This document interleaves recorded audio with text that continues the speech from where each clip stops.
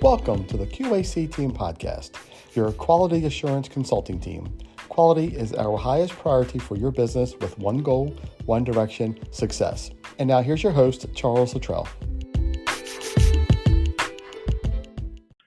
Good afternoon, listeners. My guest today is Chris from Catalyst Hot Dogs. Chris, good afternoon. Hey, good afternoon. Thanks for having me. Absolutely. I really appreciate you taking the time and coming on.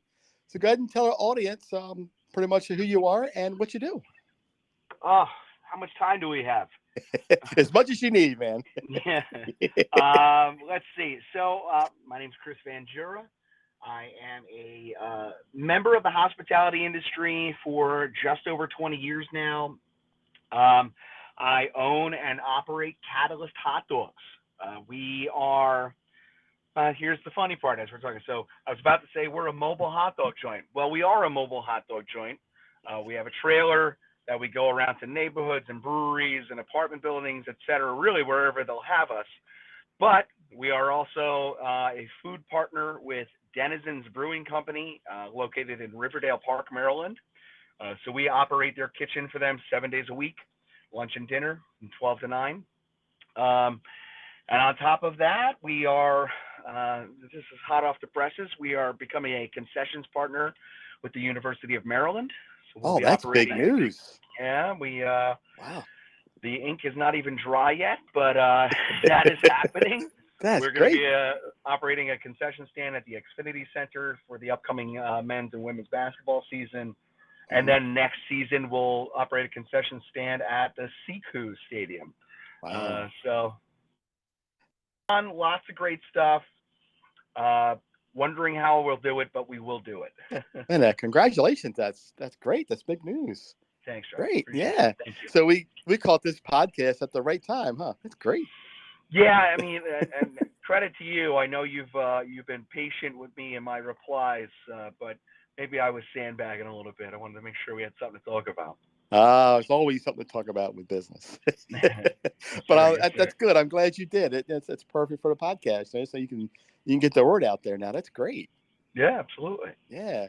So why did you decide to be a business owner? What was the draw there? I don't know if I decided, and this is a little meta, I guess, but I don't know if anybody really decides. It's just something that you have in you, and you can go for it. I mentioned that I have been in hospitality for over 20 years. Mm-hmm. I went to college for theater arts. I'm a member of the Screen Actors Guild. There was a time where I was a professional actor, and wow. and then as life does, we make choices, and I had to put that on the side. And while putting that on the side, I really bloomed, so to speak, in hospitality, mm-hmm. and was able to move into a management position. I think it was probably sometime, well, this is probably before that, but look, when you're in restaurants as long as I've been, at some point early in the game, everybody starts saying, oh, well, if it was my place, I would do this. And if it was this place, it would be that. And I pretty much knew, I would say at least 15 years ago, that I was going to have a hot dog joint.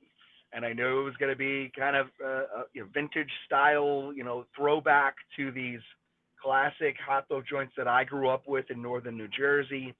These institutional locations that, generations of families have been going to. And that's what we always wanted to do. Now, to answer your question a little bit more directly, why did I choose to open my business or open my own business? I had to support my family. Yeah. I got laid off during COVID twice. As a restaurant general manager, I had to furlough my team of over 40 people twice. And, I thought I was going to be safe. I wasn't safe. And after the second time, you're not even going to believe this, but after the second time, we just said, all right, or I should say, I just said, all right, we're going to do it. Mm-hmm. And I branded out Catalyst Hot Dogs. Had an old friend that was a bartender with me, designed my logo. Her name is Crystal Koenig. She's a wonderful graphic designer in her own right. She put that together for me, and then we launched a GoFundMe. Wow. And actually, what I was alluding to, today, 3 years ago today is when we reached our goal of $25,000. So what's today? The 25th? Is that right, Joe? So I forget. Yeah. So Yeah. 3 years ago, we hit our $25,000 goal, raising funds to purchase our trailer and do all the legal stuff and all the branding and products and here we are. 3 years later. That's impressive. That's great. Thank you. Yeah, we opened in December, so if you want to open a hot dog joint, mobile outdoor hot dog joint, December usually isn't the best time to do it in the Midwest, in the East. Right. But we did it. We did it, and we did it. So congratulations. That's great. Yeah.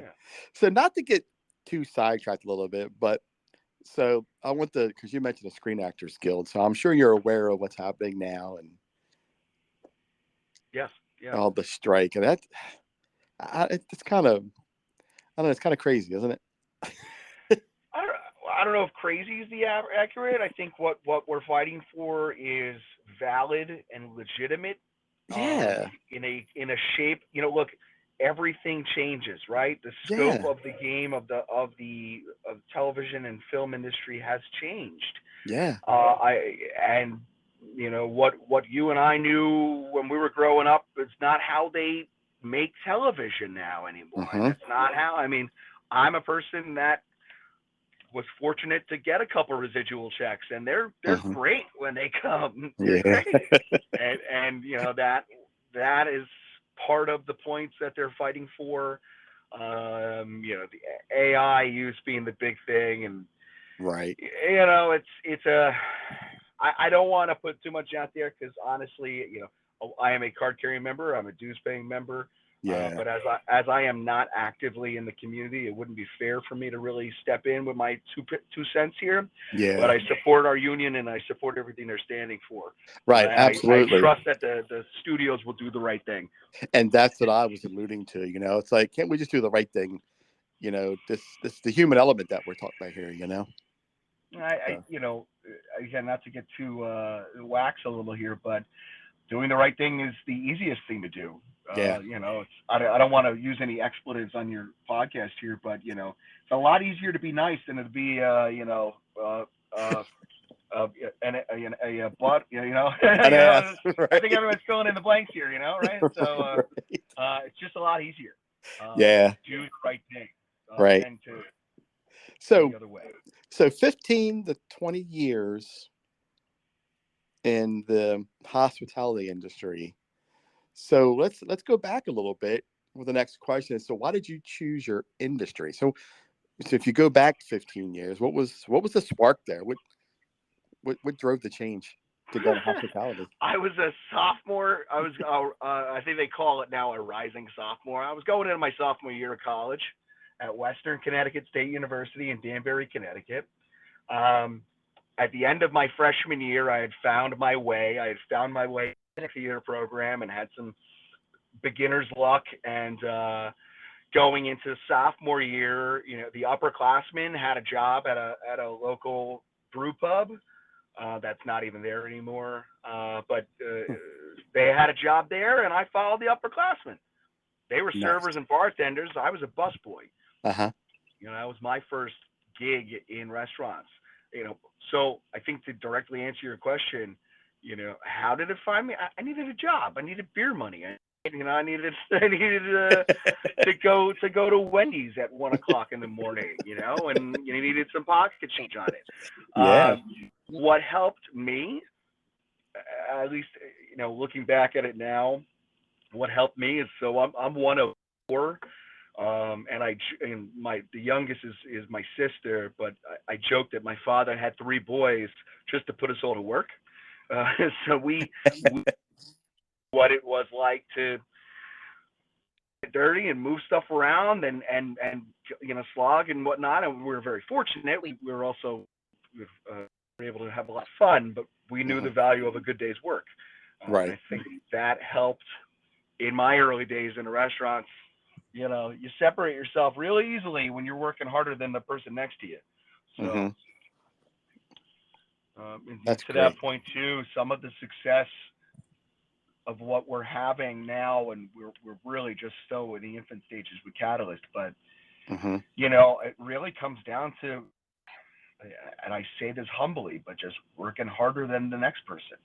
Yeah. And this isn't to say that anybody else isn't working hard. Mm-hmm. It's not what I'm implying. It's more so of, everybody sees you for those 2-3 hours when you're on the trip, slinging dogs and having fun and dancing around. But the real work is the 4 hours you were in the kitchen before you even left, and the 3 hours you're going to be at the kitchen afterwards, prepping Yeah. for the next The day, prepping. and all the other things that are involved in it that you don't see. I mean, to that point, look, I don't know anything that you do for your business, but I know that it takes a lot of time and effort. Yeah. And we got to put it all in there so we get the most out of it. Right. Yeah. That kind of ties it into my next question. Speaking to a little bit, you talked about, your GoFundMe and coming up with the logo and stuff. What were some of the challenges that you were faced with, starting this up and getting it going and really running this thing? Um, I can't say that we've had a tremendous amount of challenges.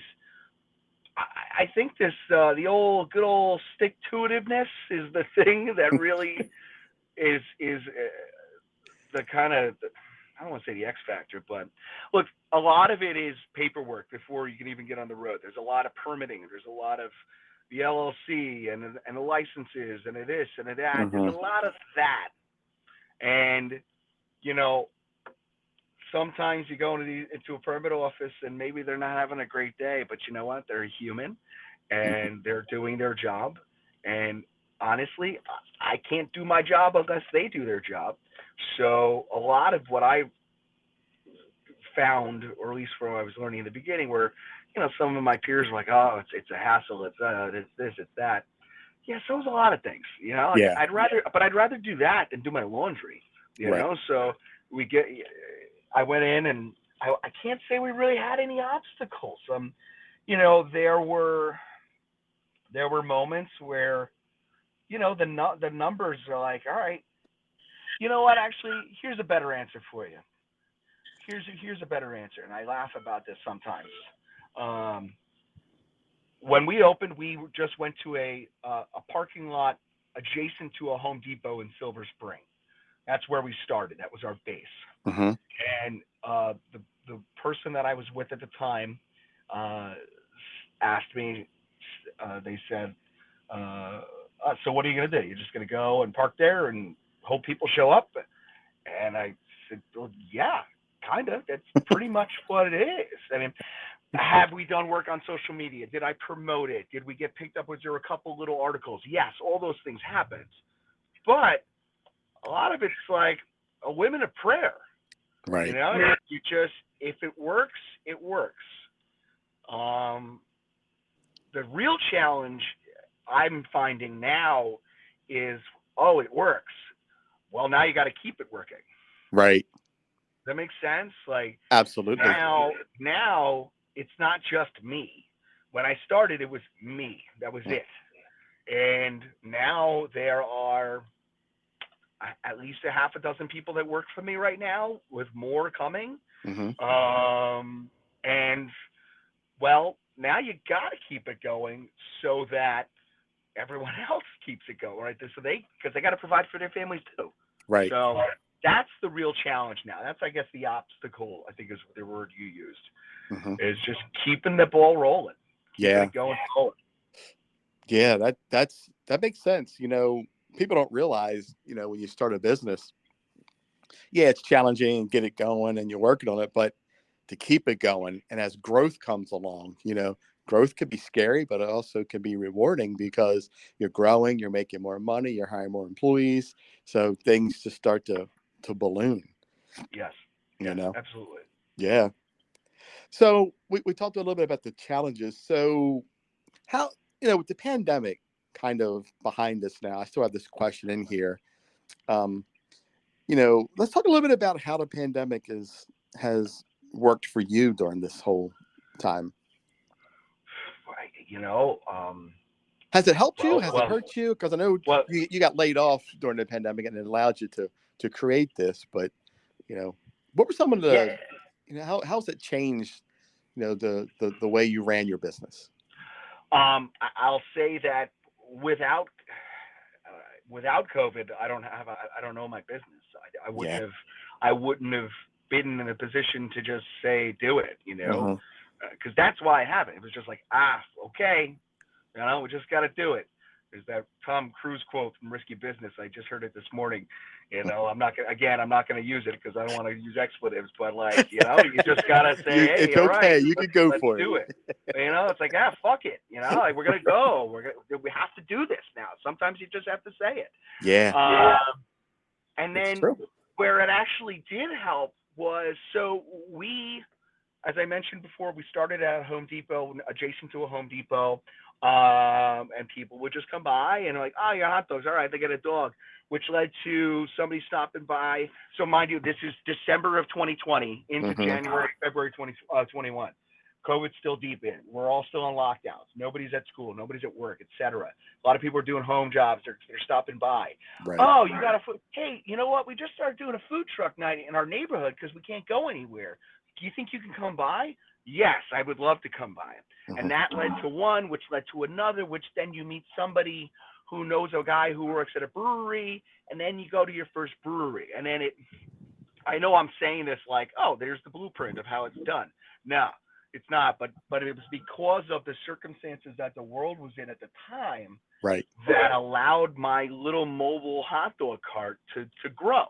Right. Otherwise, and to that point, in my opinion, there are some neighborhoods that still do well with food truck nights now, and those are the ones that put the work in it and want it and promote it and build it up in the neighborhoods behind it. But the success we were having in neighborhoods in 2021, we're not having in 2023. So you have to adjust and say, all right, well, we're not going to do a lot of that anymore. Where are we going to go, right? So the short answer to your question is, the pandemic is what allowed Catalyst to not only become a business, but also to grow. Yeah. That's really good. So I guess neighborhoods aren't really a big part of it anymore, since now you have the brewery and that's with an asterisk. Look, we still go. There are still a lot of those that we go to. We're going to a swim club tonight, with the trailer. It was just at an apartment building in DC this morning. But those are places where we've been before and have had success. And, you have a little bit of a base there that, I can look at it and say, all right, well, it's going to cost X dollars to have this person doing it for all day on these 2 gigs and so forth. And it should line up. So they work in that respect. Like I said, it's everything that everybody puts into it, Right. And I think what I've learned too in my communications with clients and bookings are, we got to be upfront in the beginning. How have your other trucks done? Do you do promotions? Are you on a listserv? Is there a Facebook group? Is there a social media page somewhere where we can interact, and kind of wave your hand like, hey, we're here, we're going to be here. Come have a hot dog. And all that allows that to flourish. Right. Yeah, I was cruising through your Instagram page earlier, and I came across your post for 2024, and it's like, we are now accepting. I thought that was pretty good. I'm like, and you're like, we're never too busy. So go ahead and reach out to us. Let's get it scheduled. The hardest thing I gotta say to people is no, and I don't like it. Yeah. I don't like that when I have a swim club or when a PTA, like we've had a lot of these welcome back school events, etc. And Right. we have a couple, but I only have one trailer, and you only can go to one place at a time. So unfortunately, I got to make decisions, and I hate saying no to people, but I tell them honestly, look, I know you're not thinking about 2024, but I'm already there, and I'd like to book something and start filling that up because it saves me the time of having to do it in 6. Yeah, Uh, that's a common thread with, a lot of food trucks that I've interviewed and a lot of food truck owners that I talk to. They're busy, they're booked up, and they're already talking about, the next year. And they tell people, talk to us now because those spots will not be there next year, you know. And you get people, well, you can't just come by for a half hour. It doesn't work like no, that.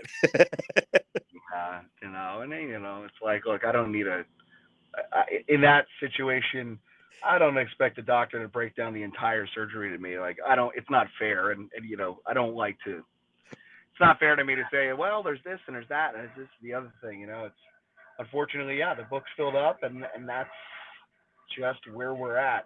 If Right. I'm lucky, if I'm fortunate, if I do what we've done by the end of October-ish into November, I'll have most, if not all, Saturdays booked next year if we're lucky, and that's the goal. That's not Mhm. this is just my goal is to do that, and Gotcha. that just involves sitting down and sending emails and reconnecting, and uh, making sure that we're filling up that calendar. If the calendar's Right. not full, it can't be full. So Right. Yeah, absolutely. So, are there any plans of expanding into more food trucks, more trailers? yeah, I have, I'm in the process. I definitely need a new trailer. We need another trailer because we need it for demand. I also need another trailer because our trailer, all we can make are hot dogs. So I guess another, I don't want to call it a challenge. Yeah, I guess it's a challenge. Is that on the trailer, all we can do are hot dogs, chips, and drinks. That's it. Well, Mhm. now, but I have a full menu at Denizens Brewing Company where we're doing wings and mozzarella sticks and fries and burgers and desserts, and it's a restaurant, right? Mhm. So the challenge then is, we go to a place and like, oh, I wanted to have the knot dogs. We make these garlic knot dogs that are divine. Think of a garlic knot meets a pig in a blanket. It's just wonderful. Mhm. I'm like, oh, I don't have them on the trailer because I don't have a fryer on the trailer. I can't do those things here. So anyway, we need a new trailer simply so we can grow and bring our full menu out there, and with that helps revenue, right? We can. Absolutely. So I mean, it's simple math. Right. Yeah, that's smart. That's good. Can't wait But to yeah, hear I more. definitely want one. I definitely need one. Yeah. It's just a matter of with the Maryland thing going on right now and everything else. Like, we got to figure out how to make things work. I'm on the Right. phone. Right. Makes sense. Yeah, can't wait to hear more about the expansion. That's great. So, how do we contact you? How do we find you? If you have an internet connection, you can find us everywhere. Uh, as I was, I'm sitting in my car in a parking lot after just doing some errands right now, and before I got on this call with you, I was posting on our Twitter and our Twitter, Instagram, TikTok, Facebook. We've got them all, and what's the other one? Threads. So you can find us at Catalyst Hot Dogs, CATALYST Hot Dogs, GS at the end there. And we're also at catalysthotdogs.com, Okay. our wonderful website created by University of Maryland alum and a dear friend of ours, John Finnernan. He's a very supportive person another guy that, you want to talk about having a web presence and being an important thing. Hmm. I had a website when I started, and then I got an email from John, who I didn't know at the time, and I didn't believe him. He's like, hey, I got this thing, and every once in a while, I can help a small business. I want to help you out. I'm like, okay. I didn't believe him. Well, he did. He helped me out. Now I have a beautiful website because of him. That's Uh, great. so catalysthotdogs.com, at Catalyst Hot Dogs on all of your social media platforms. If it doesn't exist yet, we're probably on it already. So Gotcha. find us out there. Yeah. And Denison's Brewing. So yeah, excuse me, and also at Denizens Brewing Company in Riverdale Park, Maryland. Uh, so we're right up the street from the University of Maryland. Okay. Denizens Brewing, we're open 7 days a week from 12. The kitchen closes at 8 on Sundays. It's open until 9 o'clock on every other night, and the bar stays open until 10. Nice classic brewery. Denizens Brewing, they've been around for 10 years. At this point, they are a local women-owned, minority-owned brewery that's just been producing some fantastic stalwarts of beer industry, especially in the Maryland area. Mm-hmm. We'll have to work some magic to get them on the podcast as well and tell their story. You know a guy. We can make it happen. Yeah, I'll have to reach out to that guy. Absolutely. Awesome. Absolutely. Appreciate it, Chris. Thank you so much. Hey, thanks so much for your time. Yeah. Do you have anything else you want to add or have to say? Yeah, just that a hot dog is a sandwich. Man, you beat me to it because I was going to end with that. Man, you beat me to it. Yeah, Chris, no, we just got to focus. Is a hot dog a sandwich? A hot dog is a sandwich. Is a sandwich. Have time to talk about that. I love it. I love it. Chris, thanks again so much for coming on. It's been a pleasure. I love the story. Appreciate you so much. Thanks for all you do. Thank you. Absolutely. Enjoy the rest of your day, man. We'll chat soon. Thank you. Take care. Thanks.